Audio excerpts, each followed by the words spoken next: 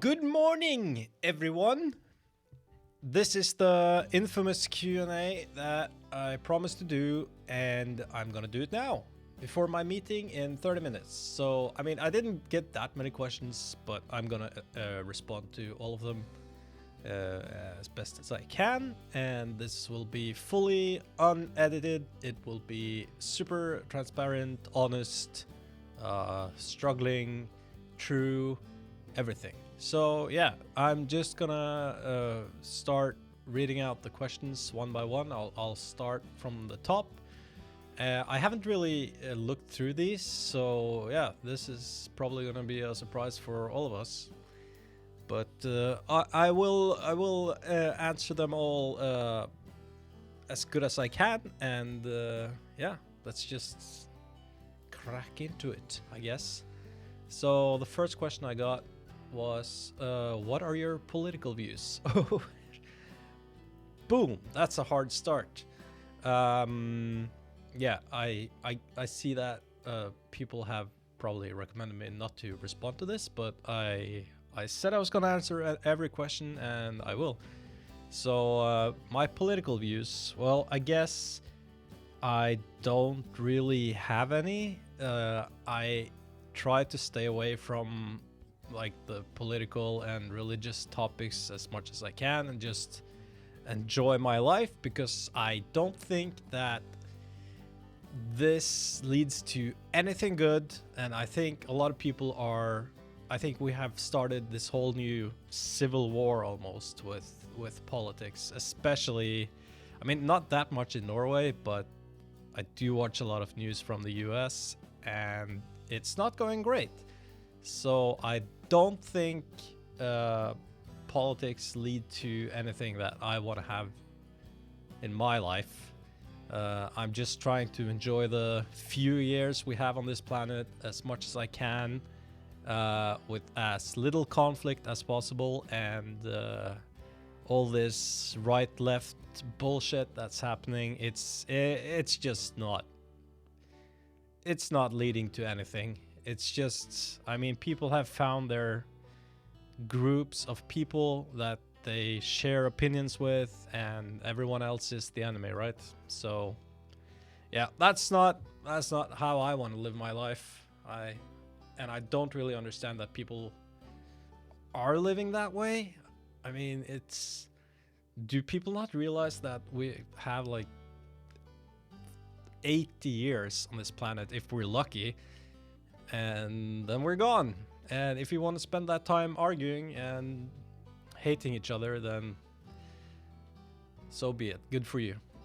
I feel like you are making too much music in a short amount of time. Instead, why not try to make a song every month or every quarter or of a year? Spending more time on a single song would definitely increase its quality, and I don't think that people would mind a longer wait for a better song. That is true. I have thought about this many times, and a lot of the musicians I know, they can maybe it takes them a year or something to make an album. And the truth is actually that it is two things. First, I'm extremely impatient. I don't really take my time on anything, which is, sometimes it's good, sometimes it's bad. But I guess me being impatient just leads to like frustration if I spend too long on a song. And the other thing is that I'm just not good enough. So when I publish my song, I in most cases feel like, okay, this is probably the best I can do. I'm a terrible mixer. I don't really know anything about music theory and mixing. I don't have a degree. I don't have any like educational background in music or anything. So it doesn't really it's not that useful for me to spend more time on a song, because like the things I would be able to do in a week or a month, just, yeah, I don't think they would be worth the difference. you can spend a week just tweaking every frequency to its perfection, and for me, that I don't know how, simply. So there's no point for me spending longer with the song. I mean, the idea happens to me very spontaneously. So if I get the idea, I just map it out in the software as fast as I can, and then I do like the tweaks as good as I can, which is not very good. And then I'll just have to publish it and move on, because I'm kind of done with the thing. And that goes for everything in my life. I don't like spending much time on things, but I like doing a lot of things fast, which is not very. It's a curse and a blessing, right? In some cases, it's not very good. Like if I'm like renovating or something, or painting, you can see in the result after that this was not done thoroughly. But in other cases, it allows me to do a lot of things fast. So yeah, my days are filled with projects, I guess. Breville, a long supporter of the channel, asks, if I were to get a piece of merch, how much of that money actually goes to you? I am not sure, but I know that they take a cut, like everyone in this world. So I don't know, because I haven't sold a single piece of merch in my entire career. So, but I think most of it goes to me. I think they take like maybe a 10-20% cut or something. So all of these platforms do that. So there's nothing we can do about that unless I actually print and produce the merch myself. One more Christmas medal. I like overusing it year round, and my fans love it too. I want to make more. I do, but I don't really know. I have a few songs I know are in the public domain that I can do. But yeah, I'm not sure. I want to do it. It's on my list of things to do. I just need to find the cool public domain Christmas songs first. Extra Super Tommy asks a question that I probably knew was going to come. How much do you make from your Patreon music related businesses? Now that's a very interesting questions with not very solid answers, I guess, because it varies a lot. But my Patreon is about $2,000, and it's been that for as long as I can remember. Which is a very, very solid, I mean, from Patreon. Patreon is tax-free because it's donation-based, so that's very nice for me. But yeah, that's one of the few things that I really want to grow because, I mean, tax-free. And from other stuff, it's hard to say. I maybe $100 a month from Bandcamp, which is not much. But of course, the big income for me is the frequency music thing that I started with last year, January last year, which actually puts ads on people's videos if they do not credit me properly like they're supposed to do, or if they don't have a license to use the music without credit. So that started out at about 20,000 euros a month, which was like the first payment for me. I just to clarify, I've never had much money in my life. Like I grew up in a middle class family, and we had the money we needed for like food and the occasional gift. But other than that, not really grew up in a very rich environment. So for me, getting a monthly payment of 20,000 euros is like half of what most people make in a year.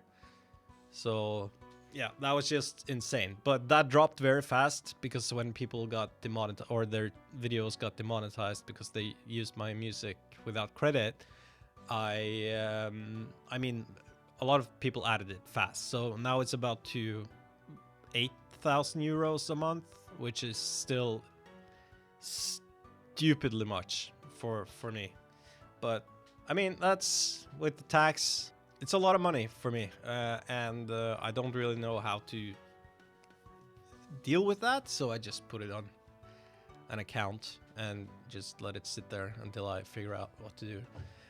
First priority for me is to pay down the house, because mortgages in Norway are extremely expensive right now, and if I can get the monthly payments down in my life, I will be less stressed, because, you know, this industry it's not stable. So who knows what's gonna happen in a year? Just a strange suggestion. Would you ever consider doing an album dedicated to tabletop RPG? I run a DC-20 campaign, and I wonder if perhaps the Dungeon Coach might be interested in a collaboration. Just a thought. I do collaborations with people. If I ever would consider making an album dedicated to tabletop RPG, absolutely. But truth be told, with the amount of fantasy music I have published right now, it's more than enough to make probably 15 albums. So, I mean, I just release singles now these days. I don't really release albums. I make music during the year, and the next year I combine them into collections and albums. Beryl Mason asks, when you listen to music in your free time, do you enjoy listening to your own compositions? Or after spending all that time working on them, are you tired of hearing them? Yes and no. It depends a lot, actually, because like some of the reason I make music is because I run out of music to listen to. Because if I find like a very good album, I'm gonna listen to that album all the time for probably a week, and then I run out. So what happens is that I start making similar music to that, so that I kind of extend the album of the music or the artists I like listening to, and then I listen to my own music instead. So, but a lot of music I listen to, especially in the car.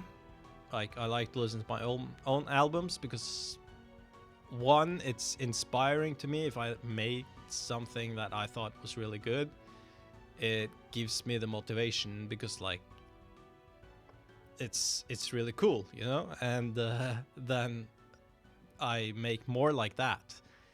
So I guess I listen to a lot of music, including my own, on my free time. Yeah, I do enjoy listening to my own music. I mean, why would I make it if I didn't enjoy it, right?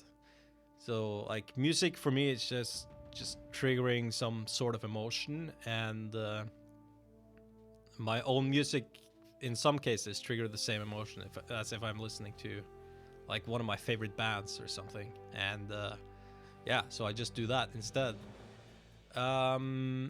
Do you do custom tracks, or perhaps do you take suggestions for future tracks?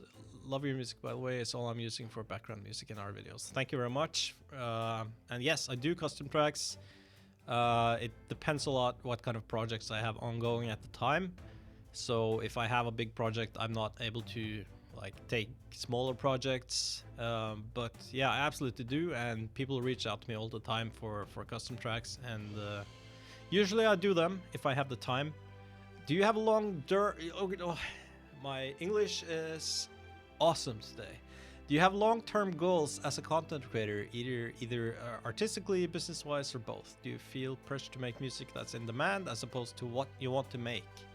So I'll start with the first part of the question, which is if I have any long-term goals, and yeah, yes, I do. I think long-term probably not that much, but I'm happy if I get paid next month, you know. So of course every business owner wants their business to grow. But being a musician, and especially working online, you can't really grow like you grow fast to a certain point, and then you have to start kind of all over again to grow further, and that's extremely hard. So I just kind of hope that what I do today will uh, bode positively for me tomorrow. And it's very hard, especially with music, because you never know when your track is gonna like pick up. So now I see that tracks I made 7 years ago are doing really well. I did not anticipate that at the time when I made it or published it, but yeah, it's very hard to predict where things are going. And now, especially with music, I mean, there are so many royalty-free music composers, and there are so many AI tools that people start using. So I guess my long-term goal as a content creator is to kind of become more like a personality, which is kind of why I'm doing this Q&A instead of this faceless music maker just hiding in the dark posting music, because I don't think that is helping me out like for the future. I think like you want some sort of relationship with the people you follow, and I mean, I know I do. So like watching stuff in their personal life, not only like their set content in a way, but yeah. Do you ever feel pressure to make music that's in demand as opposed to what you want to make? Well, sort of. I have this kind of like niche channel, especially with the fantasy stuff, that I really enjoy making. I know sometimes that I make music that will not do very well on my channel, like the comedy music and stuff like that. But my music is used in so many different things right now that I don't really think it matters that much what I make. But there are like sometimes I want to try stuff out, and sometimes it works, sometimes it doesn't, and I'm just happy if I'm able to make something that at least a few people enjoy. What motivates you to make royalty-free music rather than music that people pay to use? Now, that is a good question. To be honest, it all started when I realized that the music industry is changing a lot very fast. And I started out as everyone else. I like made something, I uploaded it through TuneCore, I think it was at the time, that put it on Spotify, and then I hoped for like a hit. But the ugly truth is that never happens to almost anyone.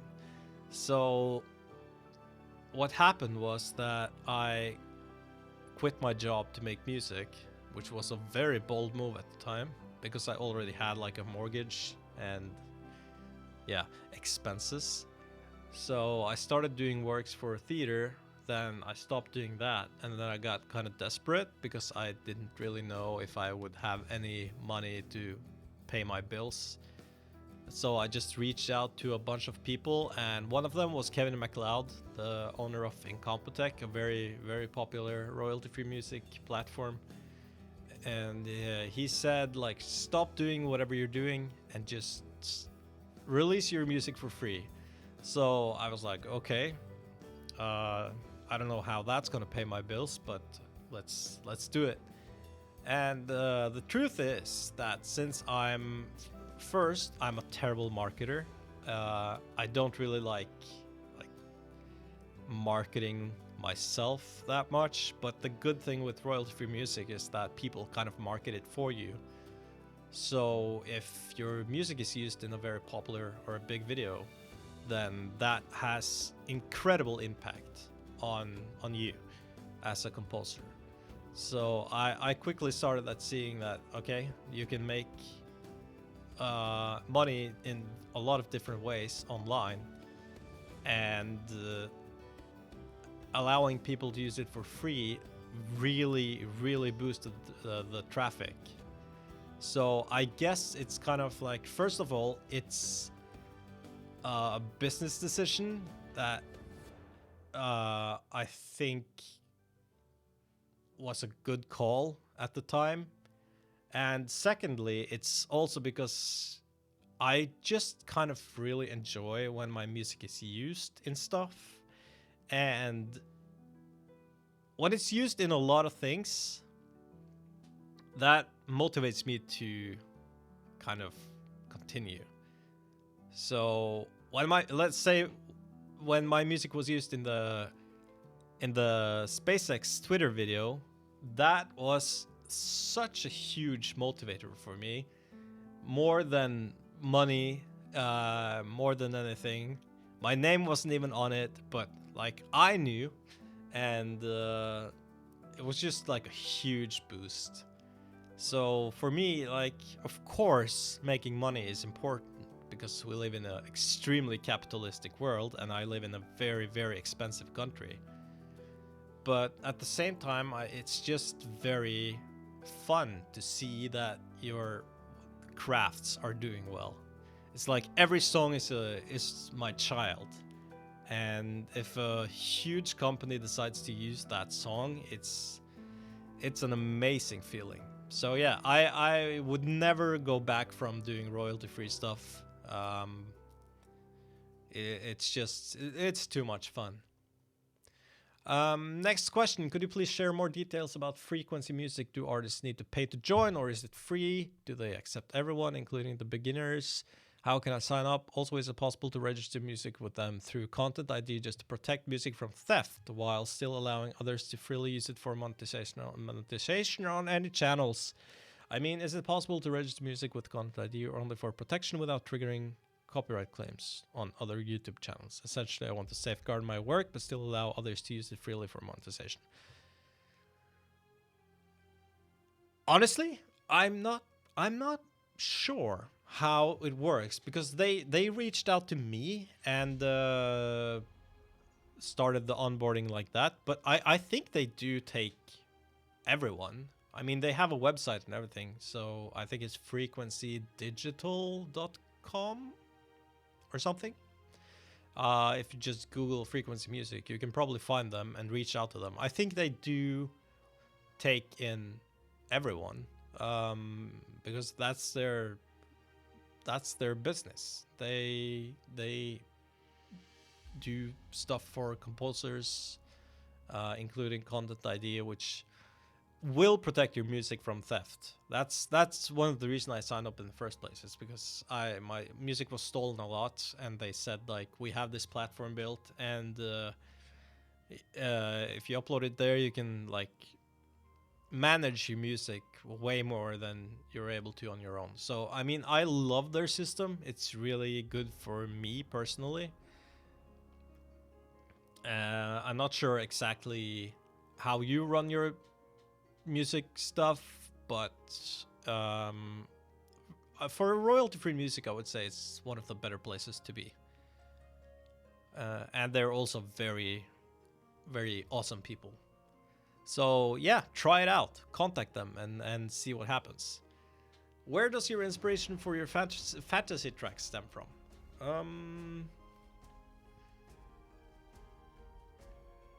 I'm a gamer. I like games. I've been smashing on buttons since I was 4.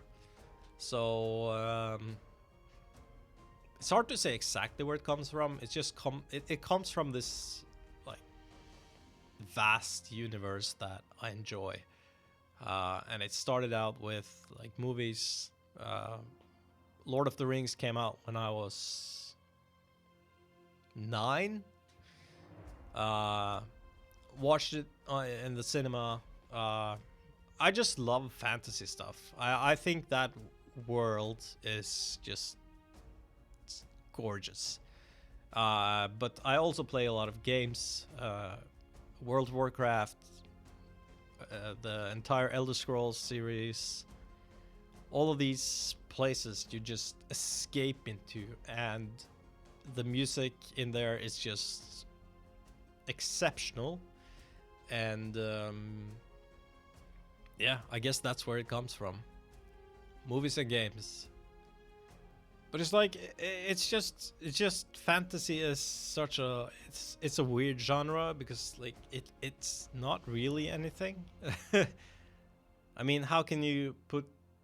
I mean, you can put fantasy on games and movies, because once people start like blasting fireballs out of their hands, it's not real, so it's fantasy. But how do you classify music as fantasy? So it's in terms of like the genre fantasy for music, it's more like what are the use for the music really. So I imagine that like if I make a music with strings and harps, and I imagine that the song would do well in fantasy content. So that's why I tag it as fantasy, but it's not really a musical genre. It's more like this universe I had in my head when I made the song. So yeah, it's that's fantasy for me, and that's where I get my inspiration from. And I also get inspiration from the people that use my music, because I know it's used in a lot of fantasy stuff, and I watch it and I'm like, okay, that was cool. So that's also a good inspiration for me. Last question, that's not really a question, it's just, hi Alex, I just want to say thank you. Use your music for my live stream. You saved my life when I needed music, and now I only go to you. I use your music every day. Thank you so much for music. You're absolutely welcome. And yeah, I that's all the questions I had on my post, and I hope I responded to them in a good manner. And if you have any other questions, just ask in the comments and I'll answer them there instead. But that's it for me. Have a good day.